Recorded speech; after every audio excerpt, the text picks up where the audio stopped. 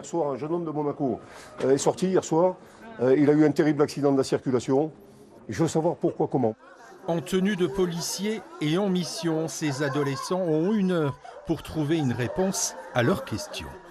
Je crois qu'on a des empreintes de pas et tout ça, donc on va pouvoir trouver l'individu. Dépêchez-vous les filles, est-ce qu'elle est patchée? Donnez-moi un haut, donnez-moi un haut. On va finir sur une fois. Enquêter au pas de course tout en apprenant des choses, cet escape game est destiné aux lycéens de la Principauté, une prévention nécessaire face aux comportements à risque. 3500 morts, heureusement, c'est pas la sûreté, c'est pas Monaco. C'est pas beaucoup, tu trouves? Moi, je trouve que c'est quand même beaucoup trop. La philosophie, c'est de les amener à réfléchir sur leur comportement, quand ils seront en soirée, leur comportement et les risques qu'ils pourraient encourir s'ils devaient transgresser certaines règles.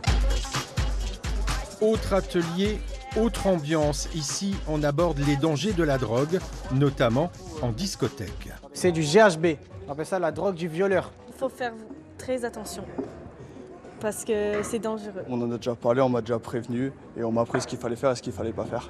On va parler du protoxyde d'azote, tout le monde en parle, personne ne sait de quoi on parle. Du CBD, on a beaucoup entendu de choses qui ne sont pas tout à fait vraies. Moi, je rétablis des vérités.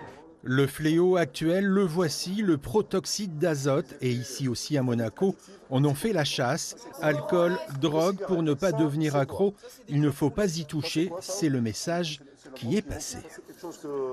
Monaco est plus qu'ailleurs, pas forcément, mais on a eu quelques graves accidents.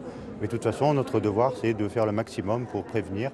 Les 490 élèves de seconde de Monaco vont être au cœur de cette opération massive durant toute la semaine.